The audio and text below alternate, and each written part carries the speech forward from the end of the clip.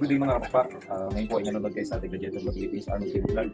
Okay, for today's video, dahil sa request ng ating isang follower is ipapakita natin yung sistema natin sa pagpapakain ng ibon at yung sa mga susunod na mga procedure o mga ginagawa natin sa loob natin. Kaya napapanatili natin silang malusog at walang sakit. Okay, una nating ipapaliwanag is yung grains na ginagamit natin. Then is a combination of flyer mix and flyer mix. Meron din siyang pellet. Yung ginagamit natin is Enerton, super conditioner, meron siyang sap, and mais. So sa karera, ang ginagamit natin, yan din combination na yan. Pero ang nagpe-play lang po dyan ay yung sap and mais. So pagka yung bumibigat na ang laban, nagtataas po tayo ng mais at ng sap, and ibinababa naman natin ang Enerton. So yun po yung ginagawa natin. So iba yung taas ng mais pagdating ng kalagitnaan at pagdating sa dulo ng karera. So yun po yung ginagawa natin diskarte diyan. Yung pagkain ng ating mga pangkarera and yung sa mga flyer, iisa lang. So bakit iisa lang? Hindi po pwedeng pabago-bago ng patuka dahil ang mga balahibo ng ibon natin is baka magbagsak. So kailangan is tama lang yung pag-a-adjust ng ating patuka. So sa mga breeder naman, iba naman yung combination ng ating patuka. Okay, breeder mix naman. Breeder mix then meron siyang ding Enerton. Okay. Una, papakita natin sa inyo yung takal ng patuka ng kalapati natin. Mahalaga yung takal ng pagpapakain sa ibon dahil pwedeng magkaroon sila ng sakola, bumigat, at hindi natin yung gusto sa karera. So dapat tama lang yung kanilang bigat at tama lang yung nutrients na nakukuha nila. So eto, yung takalan natin, ang katumbas ng isang takal nito is itong ibon. So sa lot natin is may tag 21 na ibon. So ang gagawin natin, gamit tayo ng ating patukaan. Then takalan natin itong dalawa isa.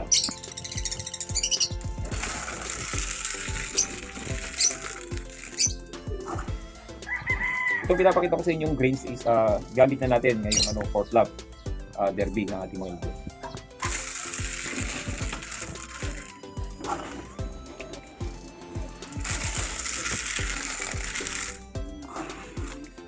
Sa stock bird natin, ganun din. Hindi rin tayo nag-overfeed. Parehas lang ng takal ng katulad nung sa ating mga flyer. Kasi ayaw natin magkakaroon ng sapola sa mga ibon. Sa mga stock bird, hindi nila kailangan kumain ng sobrang dami. Kasi hindi naman sila lumilipad.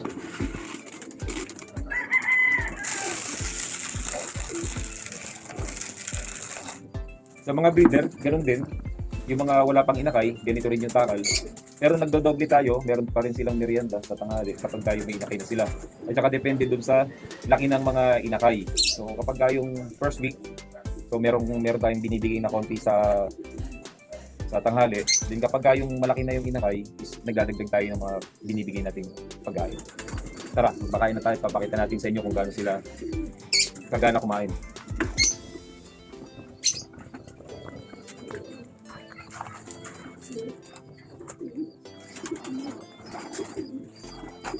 Ayan, ginagawa natin, tinatapat lang natin sa kanila yung kanilang pagkain para masabik sila. Then, meron tayong tamang oras ng pagkain. Kung halimbawa sa umaga, alas 8, sa hapon is alas 4, palaging ganun yung oras para alam nila kung anong oras sila kakain.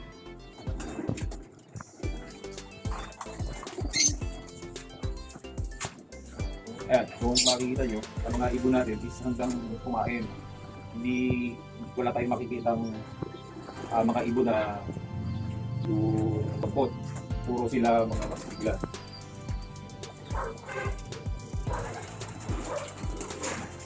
Yun, si Negro. May canker yan. Pero tignan nyo kumain. Ang lakas. So kahapon, ginampot natin yan.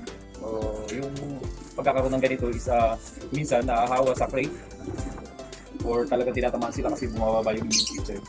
Pero so far wala namang nagkakaroon ng sobrang daming ganyan. Siya lang yung meron ganyan.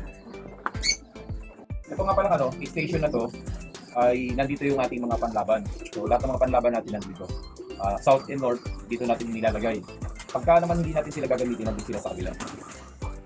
Yung mga inihahanda natin sa darating na summer, makita nyo yung mga grizzle, yan sila. Then yung ibang red bar, yan pang summer yan. Then yung iba pang NDR. So kapag yung ready na, yung mga ibon natin is nagdadalaga na, bibinata na, is nililipat na natin dito para i-prepare sa darating na race. Yung kabila is ginagamit natin sa mga stock breeder, doon sa mga inakay natin ng mga bagong hango. Then yung pang OLR natin nandito din. So hindi natin ibinubiwing doon. Ang binubiwing lang natin doon sa aviary is yung mga inakay na mga panlaro natin. Pag nagbinata sila at nagdalaga, i-harvest na natin sila dito sa kabila. Ililipat naman natin dito. Ayan. So magkatabi lang naman sila. So pagka dito natin sila paparisan. Nga pala, tayo ay naglalaban ng puro lalaki. So hindi pa tayo prepared na maglaban ng mga babaeng pangkarera. So para less struggle dun sa pagkawala ng mga ibon, so lalaki ang ginagamit natin. Pinaparisan na rin natin sila dito, tapos pinapa-experience natin sila na mag-inakay. Ayan, may mga inakay. So para maranasan nila yung parenting, tapos motivation din para pagdating sa laro is ganado sila kumuwi. Then pagdating ng karera, ayun, nagtatanggal tayo ng itlog. Para pagdating ng karera, naghahabol sila, yun, mas mabilis sila. Tara, dito naman tayo sa kabila. Papakita ko sa inyo yung mga inakay natin ng mga bagong hango. Ayun, ito naman yung kabila nating loft. So ayan, yung mga stock breeder natin, stock bandri. Ito yung napanalo na ni Bitis Loft. Ang tatay niya is yung blue bar at ang nanay ay anak niya na sa SDR.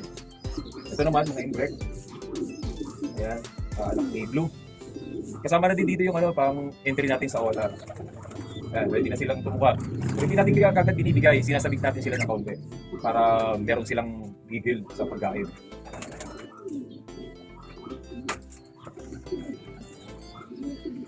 Bigyan na natin ng pagkain. Ito, batang-bata pa to pero talagang ready na. Kumain. Sugod na sugod nila. Dapat na natin.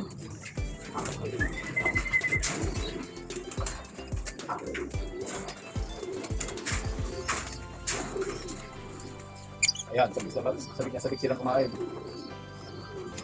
Ayun, binakita tayo sa... Ayan ang ino-obserba natin. Kapag yung merong ayaw hindi bumaba, ibig sabihin, may nararamdaman yan. Mamaya titignan natin. Yung... Panapansin niya yung paglipad niya eh. Baka ito'y bumangga na naman. Baka bangga na naman ito kahapon. Baka naman follow play tayo kahapon. Ito yung ating Florison. Tatay nung napanalo na ni 56 Loft. Ayan. Yung kanyang Big Bird, nakikipagbanatan na, ayun. O, ayan, kahit sumahin niyo. Ayan, yan mismo. Kaso lang, siya ay taga Bulacan, kaya hindi niya pa makuha. Ang usapan, pag hindi nakuha ng 3 araw, simula sa takdang oras, pwedeng mawala sa kanya to. Or saka na lang tayo mag-breed para sa kanya. Pwedeng makasama to sa April 24 sa raffle natin. At mamaya papasilid natin sa inyo yung ating parapol, yung anak ng negro natin. Ayan, hayaan muna natin silang kumain diyan. At doon naman tayo sa breeder. Ating sa mga breeder is iba naman. Combination naman ng Enercon at ng breeder mix. Ayan.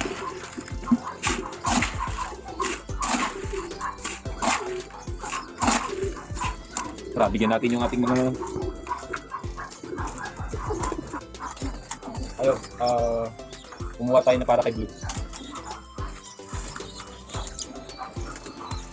Okay.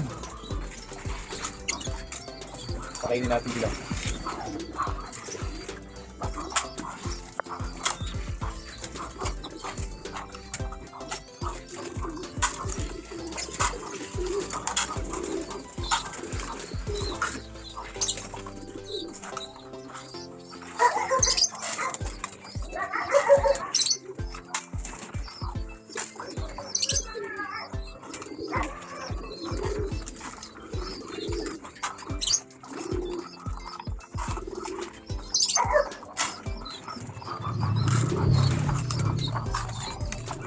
Ito, anak ng SBR natin, yun, bumangga sa kawad.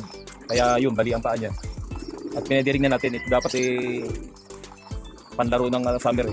Pero tingin ko, hindi siya makakapaglaro ng summer. Baka sa NDR na yan. Ayun, ito yung ating embrake. Yan, ito yung ating embrake. Ito yung ating embrake. Then yung isa naman, ito yung kay si Ryan Ham na breeder.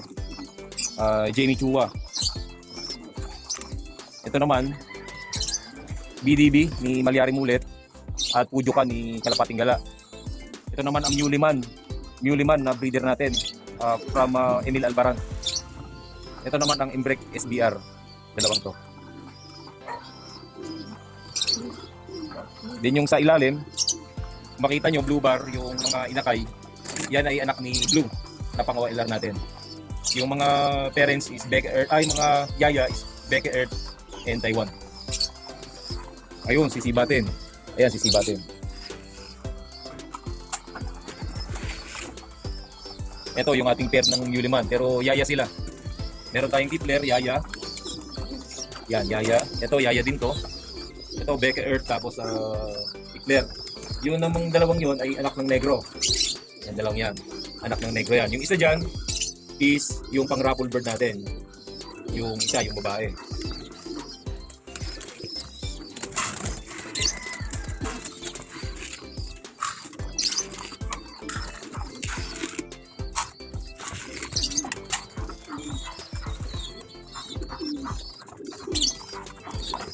Ayun, ito si Blue. Ayan. Ayan si Blue. Wala pang butas. Naglalaro ng South. Sa susunod ay matlog na. Ito ay VIP. Gawa ng breeder natin to eh. Yan, breeder natin yan na inilalaro natin. Pinapatapos natin sa kanya yung South. Kasi hindi niya natapos dati. Ito sana ay breeder lang. Kaso nga lang, mas maganda yung tatapusin niya. Katulad ng kapatid niya. Is 8 overall lang ng pagpod.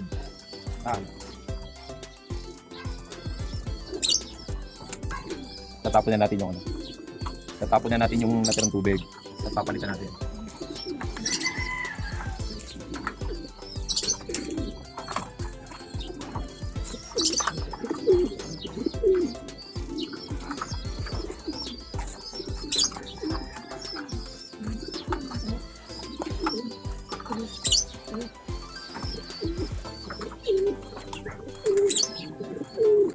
Halos side na side yung ating patwa.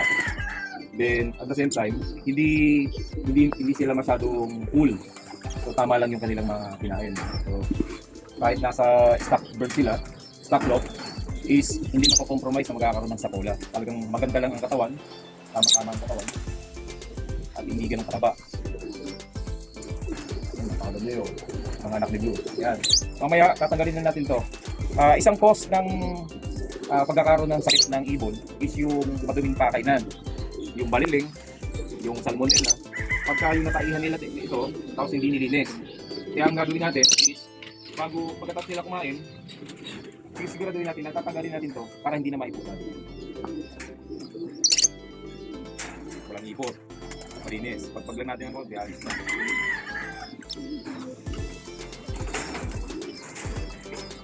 Ulit ito, naiputan. Ibig sabihin, kailangan linisin to. Lilinisin ito mamaya.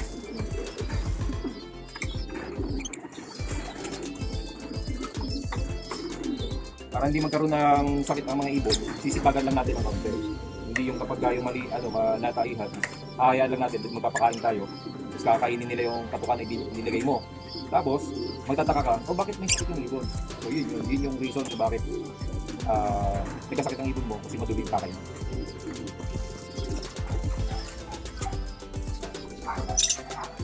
Okay, dito naman sa kabila. Ayun, may natirang kaunti.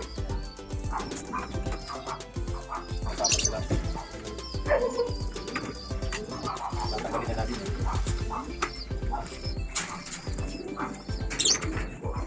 Ayan. Okay, time na para gumawa ng kanilang inumin. So, hindi kagad tayo naglalagay ng inumin sa loob. Okay, tinatanggal muna natin yung painuman, nililinisan, tapos pakakainin muna natin sila bago ilagay yung painuman para siguradong mauuna muna natin na kainin yung grains bago tayong maglagay ng tubig at saka sila para masiguradong kakain muna sila. Tara, gawa tayo ng probiotic nila at gagamitin natin yung binigay sa atin ni El Turo probiotic. Okay, sa inumin naman nila, ang ginagamit natin na pansalubong sa mga ibon is yung ating electrolyte o dextrose powder. Ngayon, may time naman na nagbibigay tayo ng probiotic. Ngayon, ito gagamitin natin ngayon. Ito ay sponsored ng El Turo probiotic. Ito ay para sa build a strong immune system and sa prevents growth of bad bacteria, increase absorption of nutrients, madali nilang ma-intake yung mga nutrients na kailangan nila. And siyempre, ang main purpose nito ay sa digestion. So yun, sa 1 liter is 2 kutsara ng probiotic. So ang nagagamit natin sa loob natin is 1 gallon. 1 gallon is 4 liters. So ang ilalagay natin ay 8 teaspoon.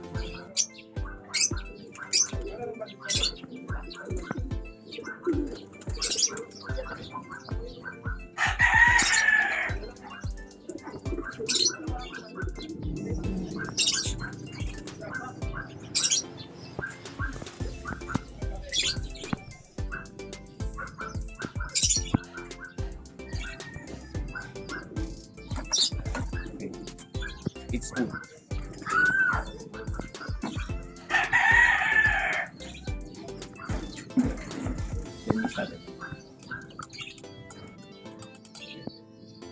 Okay, naamoy ko sa kanya yung molasses.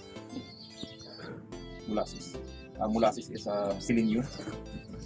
But the other components is not familiar mo.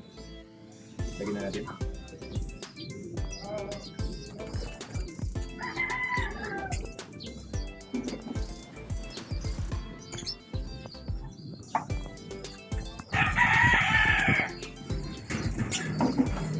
Hihintay na yung ating mga ibon. Excited na sila na malasahan ng El Turo probiotic.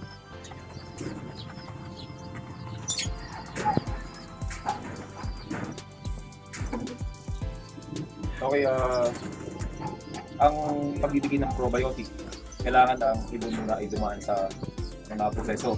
Okay, bigyan ko kayo ng konting tips na ginagawa natin dito sa ating lobo.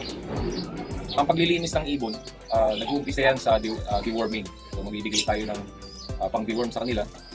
Then kinabukasan, papaliguan natin sila. Then pagdating ng kinagabihan, is magbibigay naman tayo ng 4 flushing. Pwedeng yung tablets, yung antibiotic na para sa ibon. Then kinabukasan, doon na tayo magbibigay ng probiotic. Ibig sabihin, tinanggal natin yung bad bacteria, kasama yung good bacteria. So, kailangan ma-replenish naman natin yung good bacteria.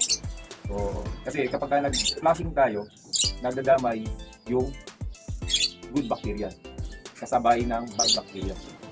Ayun. Kaya kinabukasan, magbibigay naman tayo ng probiotic. Since yung ibon natin is na-flushing na natin, so ready na sila to take this probiotic. El Turo probiotic. Tara, bigyan natin sila. Bigyan natin kung magugustuhan nila yung probiotic. L2.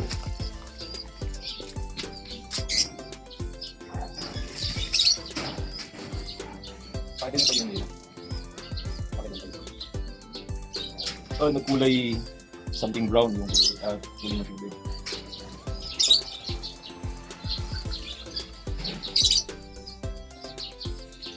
Tignan natin kung magugustuhan.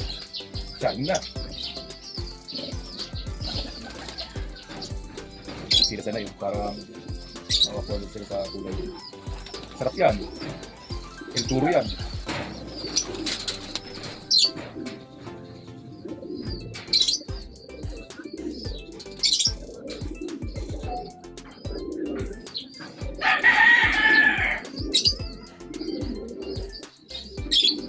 Hindi pa sila sanay.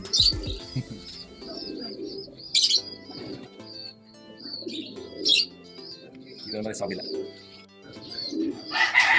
Halos So makaliglo lahat yung lubar.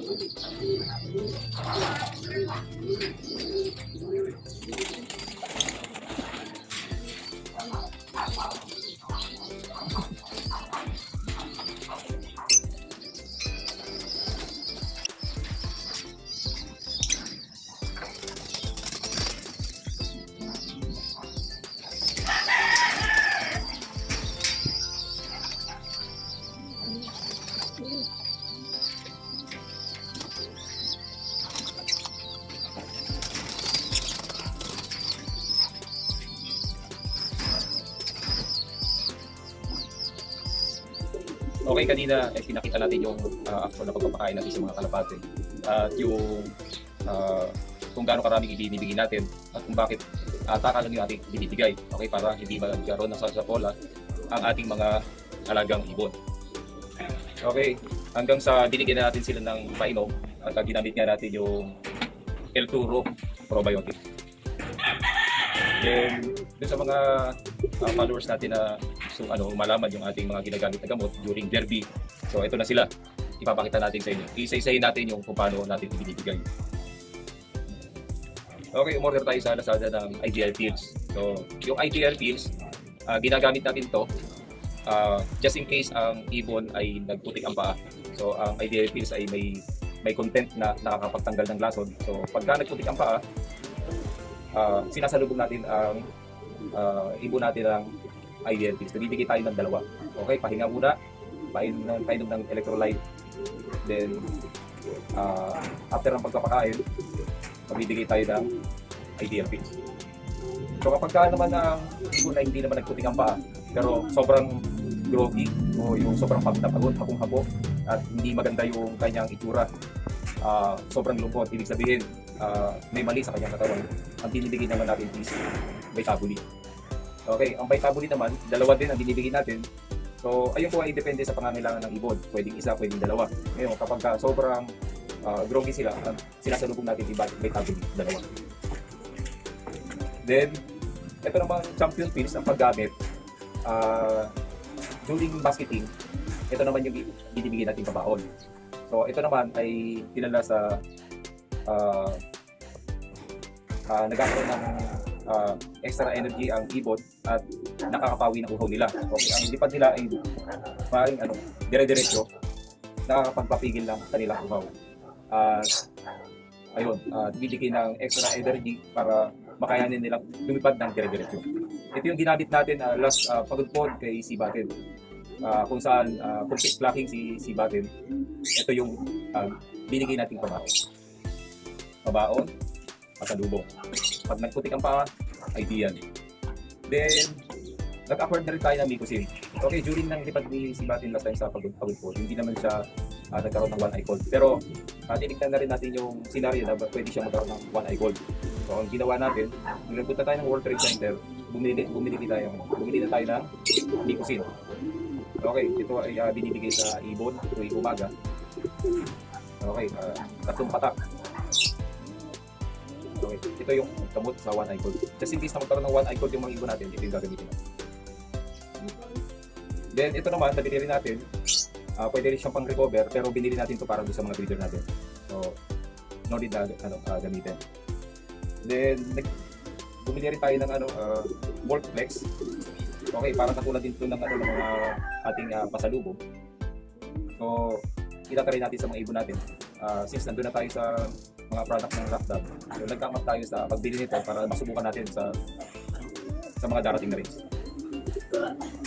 Tapos yung sa cancer naman, katulad na nangyari kay Negro, kung nagkaroon siya ng cancer, buti na lang nakabili tayo ng cancer sa Rockdog. So nagamit natin sa kanya 3 days before the basketing, nakapagbili na tayo. At least nawala yung masamang pakiramdam niya.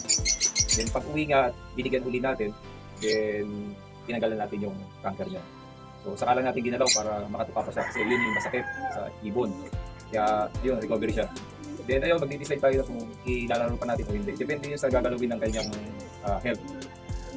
Ayun, at nagbibigay din tayo ng calcium once a week sa ibon natin. Okay, para sa buto nila. Then, ito yung ito yung gamit din natin pagdating sa derby. So, 1 month for the training, bibigay tayo nito. Then, bago mag-start ang derby, bibigay tayo nito para sigurado ang mata ng ibon ay walang ulate.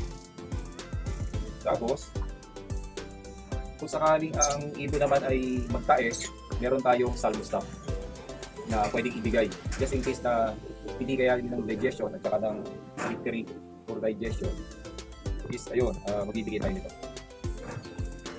So, guys, yung ideal pills at saka itong victory is parehas pang digestion.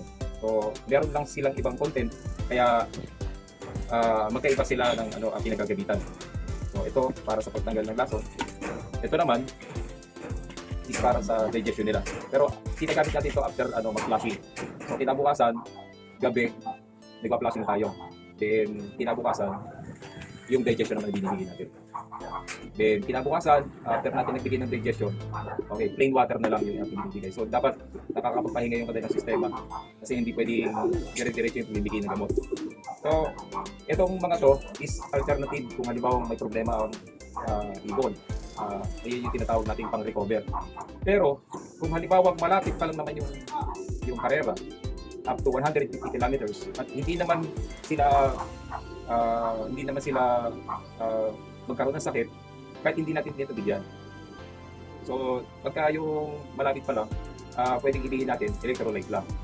Then, just in case na magpakita sila ng hindi maganda, so meron tayong alternative medicine para sa kanila.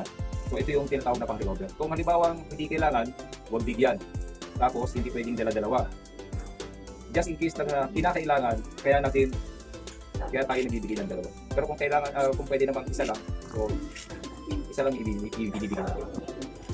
So yun, ayun yung facility sa ating mga pang-recover ng mga gamot sa ibon. So ito ay mahalaga sa mga ibon kasi during the derby, siguradong magkakaroon sila ng mga sakit dahil makakahalubilo sila sa loob ng cage at yung ibang mga kasama nila is pwedeng may sakit. At syempre, stress ang ibon. Pag stress ang ibon, pati din silang tamaan ng sakit. Kaya ang nangyayari, pag uwi ng ibon is talagang lipay-pay. Syempre, malayo-layo yung kanilang mga nililipad. Ayun. Kaya ito yung mga pang-recover. Ayun yung pasilip sa ating ginagawa dito sa The Gadget of Philippines Arnold TV Vlog. Kung bakit tumatagal ang ibon natin sa liparan. Okay, si Batten, complete flocking. Then ngayon, ang naglalaro naman is si Blue. Si Blue ay complete flocking pa rin. Sa susunod na ngayon darating na linggo is ang liliparin naman niya is Matnog. So about 300 plus kilometers na. About 360 kilometers, mga ganun. Gumawa ko ng video dyan para makita yung exact distance ng liliparin ng mga ibon. Okay, hanggang dito na lang po yung ating video sa pagpapasilip dito sa sistema natin dito sa ating log. Sana po ay nagustuhan yung ating video at makatulong sa ating mga bagong nag-iibon.